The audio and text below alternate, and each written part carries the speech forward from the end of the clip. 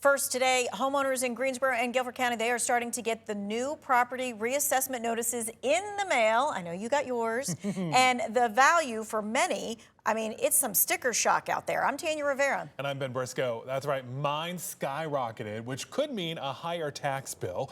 The reassessments are going out, increasing property values on average around 40 to 45%. Now, this is just the beginning of the process, although the increased value most likely means increased property taxes. When you get your notice in the mail and it shows a 45% increase or more in your property value, you immediately think to yourself, okay, this can't be, and I'm going to appeal. Well, the notice, it addresses that. On the notice, you're going to see a section on the back page that's a yes and no guideline for appeals.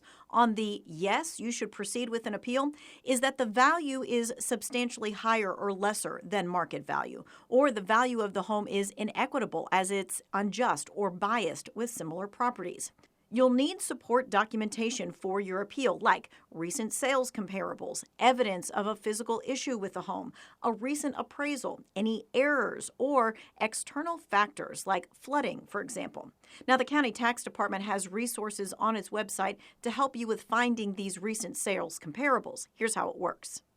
You can utilize that website to go to a tool called Compa Citizen, which will allow you to look at your subject property and then look at sales comparables to your property, maybe in your neighborhood, to ascertain whether or not you were treated as fairly as your neighbor. Here's an example. This is a comparison for a home on Wendover Avenue. The value is now at $322,000. The last time it was sold, it was $157,000. Now, the houses that are all around it have sold for about a mid $200,000 to mid $300,000 in the last 2 years. Now, this is a comp that allows you to see your home, which is going to be in the red, and the value of the other homes that have sold in the last 2 years, that's going to be in the yellow. Now, in this case, because the home's front door is right there on the main street, you can see it in the picture too. This is the house, this is the main street.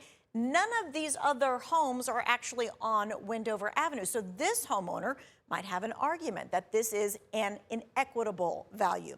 Now, any homeowner who wants to appeal must fill out the appeal form and provide the evidence for that appeal by May the 15th.